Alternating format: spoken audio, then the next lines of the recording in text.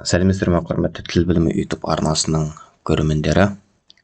Бүгін біз қазақ әдебиетінің тесттерін талдайтын боламыз. Егер де сіздерге электрон нұсқасы қажет болатын болса, астындағы сілтемеге өтіп ала аласыздар.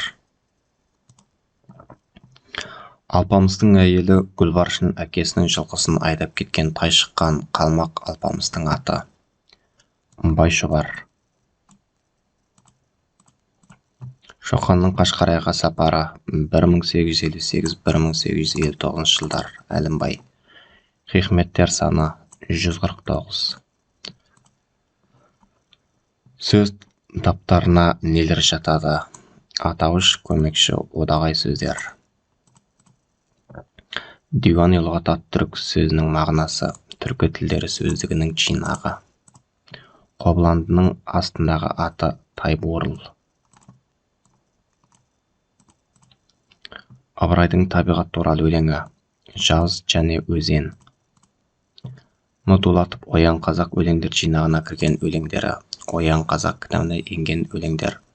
Қазақ халқының бұрынғы һәм бүгінгі халі, қазақ халқының бұрынғы мағишаты, өнер мен қас ылғалды болған нәрселер, сайлаулар хақында, қазақ жерлері, мешіт медресе хақында тағы басқа.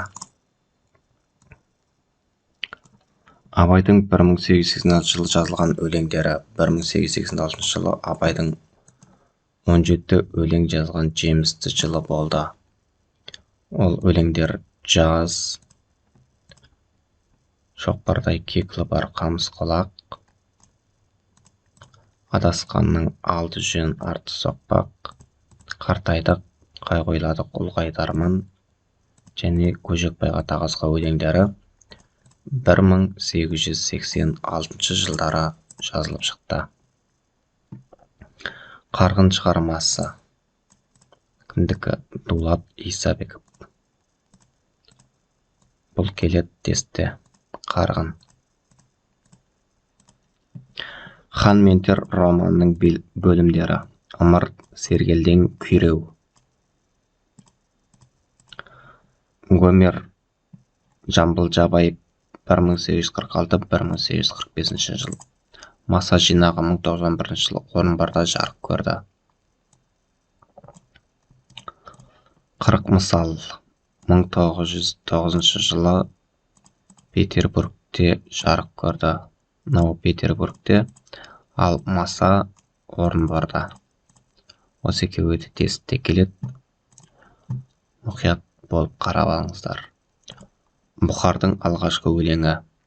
Мен өгіз терісі талыспын. Соңғы көш роман диалогия. Жұмаділ. Тақау аяқтанып дала сыры 1960 жылы Абай атындағы мемлекеттік сыйлық берілді. Ана керек о адамдар өлеңінің авторы Төлеген Айбергенов. О сарыарқа Дулат Бабатайұлы. Ахмет Ясауидің шәкірттерінің саны 90 мың. Бұл бізде келеді.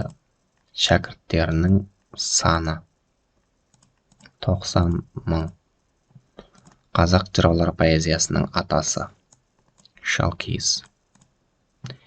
Эпитет. Бұл экспрессивті айқындауыш сөз. 13-14 ғасыр әдебиетінің екінші атауы Алтын Орда дәуір әдебиеті. Қамзатов алғашқы жинағын 1943 жылы автор тілінде жарық көрді. Мұстафин Абай және Шахан атындағы мемлекеттік сыйлықтың иегері атанды. Ш. Айматов романдары 157 тілге аударылған. Қазақ хрестоматиясы 1879 жылы Орынборда жарық көрді. Дулат Бабатайұлы 1880 жылы жарық көрген шығармалар жинағы. Дулат Бабатайұлының болу керек негізі. Ұлығының жарық көрген шығармалар жинағы. Өсиетнама. Шындыққа бастық алаулап өлең жолының авторы Әл-Фараби. Абдамахмет Торайғыровтың туған жылы 1893-1920. Мына негізі аударылған тест сияқты көп қателіктер кетіп жатыр. Біржан әндері: ақ тентек, айбозым, алтын балдақ, жонып алды көкек, соқпақ айсоқ, ақ серкеш, жамбас сипар, тағы басқа. Диван-и хикмет сөзінің аудармасы: Алланың ақ жолы. Қазақ әдебиетінің ең бай кезеңі қай ғасыр? 19 ғасыр. Ең бай кезеңі. Тесік желек қандай әңгіме түріне жатады? Ертегі.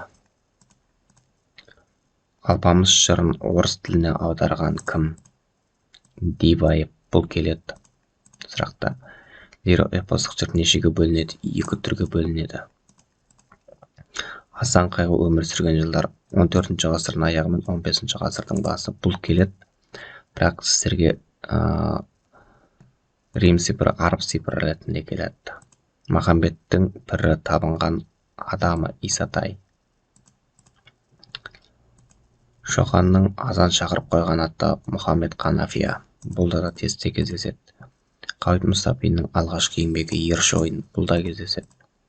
Бұхар жыраудың туған жылы 1668 жылы Баянауылда. Жүзіп баласағының құт-төбелек дастан неше нұсқасы бар? Дастанның неше нұсқасы бар? 3 нұсқасы бар. Еліктеуіштен сөз тудырушы жұрнақ ол өлдады тарс етті.